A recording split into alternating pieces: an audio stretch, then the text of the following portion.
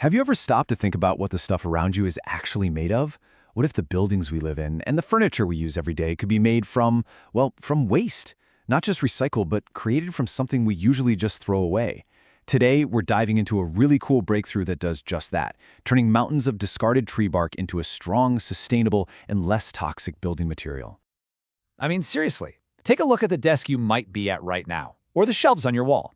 What if they were made from something that was not only better for the planet, but also healthier for the air you're breathing inside your own home?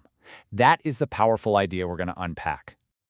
So, to really get why this is such a big deal, we need to talk about a material that is absolutely everywhere: particleboard. It's cheap, it's versatile, but it's got a couple of pretty significant and kinda hidden problems. Okay, so here's the breakdown. First, there's the toxic glue.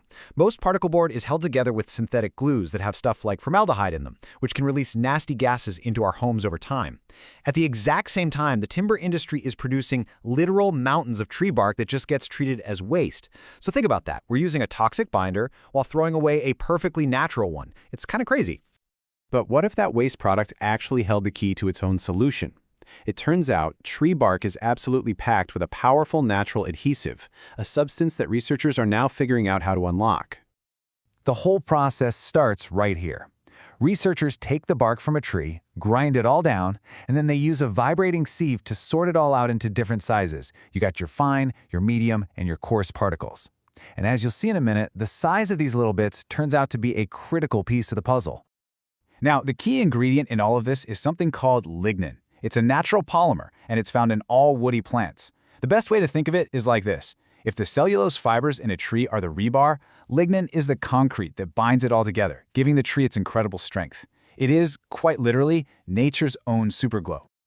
And the specific bark used in this study is just loaded with it. Over 38% of its entire makeup is pure lignin. That is a massive amount of natural adhesive just sitting there waiting to be put to work. So here's the thing. While lignin is a fantastic natural glue, in its raw state, it isn't quite strong enough for the tough jobs we need it for. Scientists had to find a way to kind of supercharge its sticky properties. And this is where the chemistry gets really clever. They use a process called demethylation. And what this does, as the study says, is it creates more free phenolic groups. Now, in simple terms, this chemical tweak creates a lot more active sticky spots on the lignin molecules, which makes them way better at bonding together. Probably the easiest way to picture this is that the demethylation process is like giving the lignin molecules more hands. With all these extra hands, they can grab onto each other and onto the bark particles with much greater force, creating a significantly stronger bond. And here is the whole shebang, all in one shot. You start with the raw bark, you extract that lignin, you supercharge it with that demethylation process, and then you mix that enhanced glue right back in with the original bark particles.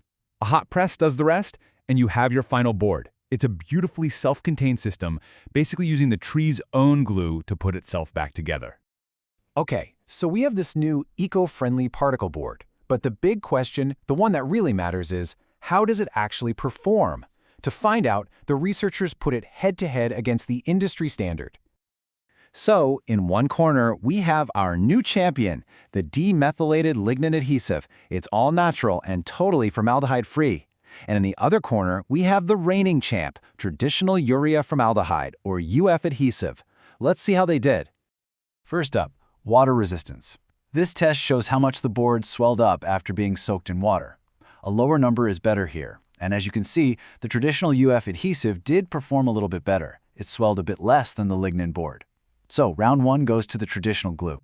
But then came the test for stiffness, which is basically how much the material bends under pressure. And on this front, just look at these results. The lignin-based board was over 35% stiffer than the traditional one. That is a massive improvement in quality. So, what's the final verdict from this showdown? Well, while the old-school glue is a bit more water-resistant, the new lignin board is significantly stiffer. The conclusion is clear. This new, eco-friendly board is of comparable and, in some ways, even superior quality to what's out there right now. But the story doesn't end there. The researchers discovered another crucial factor that had a dramatic impact on the board's strength, and it wasn't just about the glue. It was about the size of those bark particles we talked about earlier. Okay, check this out. Here we have two different boards, both made with the exact same lignin glue. The one on the left is made from fine particles. See how dense and smooth it looks? The one on the right is made from coarse particles, and it's a lot rougher. So, which one do you think is stronger? The results were staggering. This chart here shows how much force it takes to actually break the material. And the board made from the fine particles was more than twice as strong as the one from the coarse particles.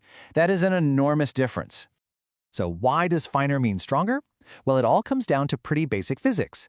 Smaller particles create a much larger total surface area, and that gives the lignin adhesive way more to grab onto. It allows for tighter packing, better contact between all the little bits, and fewer empty spaces or voids. The result is just a denser, more uniform, and much stronger board. So you see, this research isn't just about making a better particle board.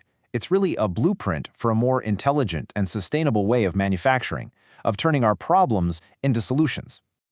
This whole process is a perfect example of what people call a circular economy. You start with something nobody wants, a waste product. You see its hidden potential as a raw material, you apply some innovative science to unlock that potential, and you create a high-value, sustainable product. Nothing gets wasted, everything is a resource. This quote from the study's conclusion really sums it all up perfectly. This isn't just some theory, it's a practical, tested method that is both environmentally friendly and makes the absolute most of our natural resources. And that really leaves us with a powerful question. This technology proves that waste is often just a resource we haven't been clever enough to use yet. So if our furniture can grow from discarded bark, what other wonders are hiding in plain sight, just waiting to be discovered?